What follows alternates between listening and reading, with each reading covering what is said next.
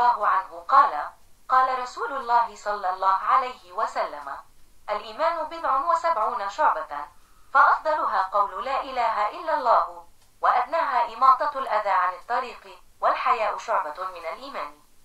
رواه مسلم. باب بيان عدد شعب الإيمان 0000 رقم 153. 1. أبو هريرة رضي الله عنه narrates that Rasulullah sallallahu alayhi wasallam said, Iman, faith, has more than 70 branches.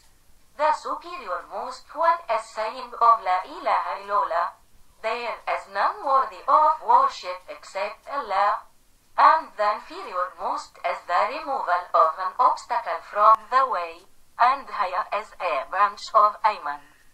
Muslim. Note, the essence of Haya is that it restrains a man from evil and prevents a man from neglecting the obligations that he owes to others. Riyad as Salihin.